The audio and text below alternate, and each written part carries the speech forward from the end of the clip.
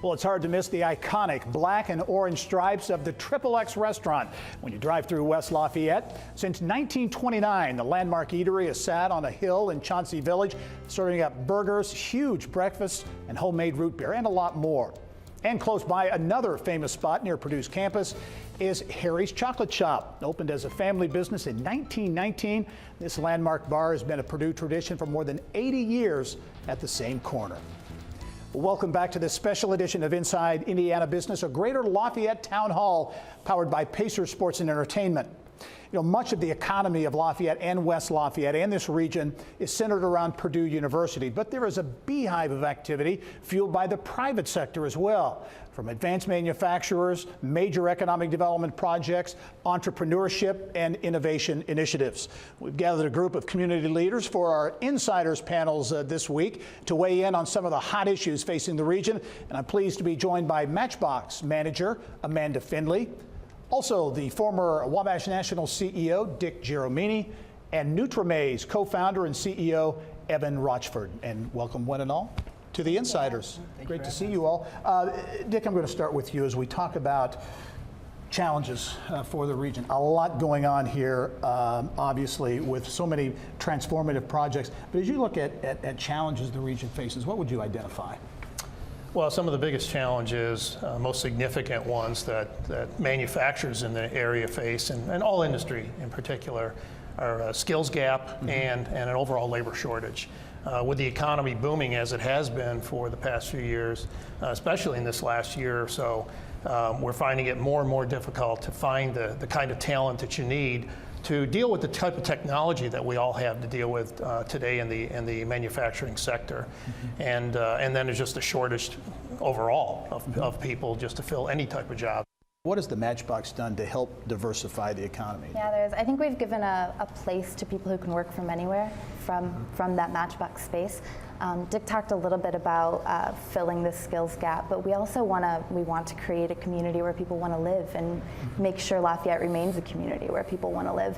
And I think Matchbox contributes to that a little bit too. So you can have traditional employees working alongside freelancers and people who are working for organizations all around the country and around the world from Matchbox and from Greater Lafayette, but we're also hoping to contribute to that downtown landscape too. So having a vibrant and relevant and cool Main Street. Evan, your company, it's Nutramaze, right?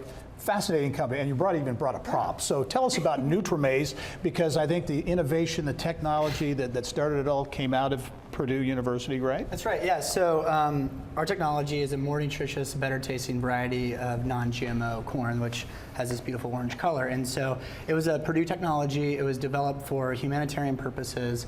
And what's kind of cool about that is, most of the time people think about things that are developed to help the developing world, just helping the developing world. But now we're getting to bring that back and commercialize that here in the United States and potentially provide some health benefits to Americans and capitalize on all those millions of dollars that were spent on the basic research and on the international work. Lafayette, West Lafayette as a place to grow this business. How would you rank it? How would you rate it? I think that Lafayette is a great place to have a business, to grow a business.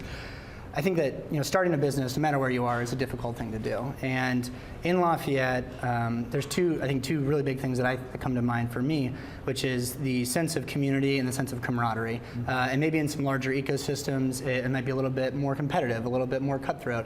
Here, people really aren't stepping over each other to get ahead. They're really working together and helping promote each other. There's much more of the rising tide lifts all boats mentality.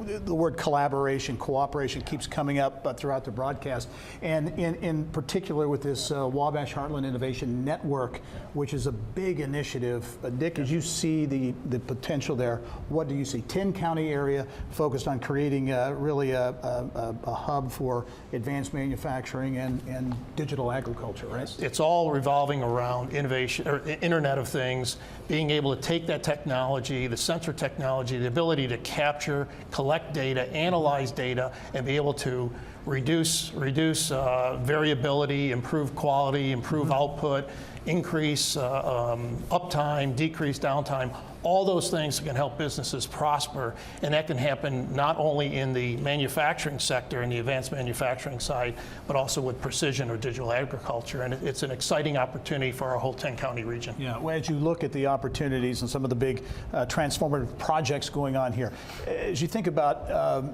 5, 10, 15 years down the road, what's going to be key, Amanda, in your view, in these things happening and, really the full potential being realized in the region? I think making sure our community stays relevant and that we're fostering opportunities for young people who are committed to the Greater Lafayette community to come up in leadership roles. I think that'll keep us vibrant and relevant in that capacity. We have great leadership in this community, setting a great example for up-and-coming leaders. I think that's pretty vital. Evan, what's your take? Downtown Lafayette has so much character and so much potential, and I think that bringing the two communities together, bridging that gap between Chauncey and downtown, the efforts are underway. I think that's going to be really critical to kind of filling in that gap, that time of life where maybe people want to choose to live somewhere else. Yeah, but 30 seconds, Dick. Your take on what's needed to make this all happen. Well, I think the ingredients are there. All of the initiatives that we heard earlier today from the mayors and Discovery Park and all those great things, and Evan made it very, very clearly about what this community is all about. It's very unique.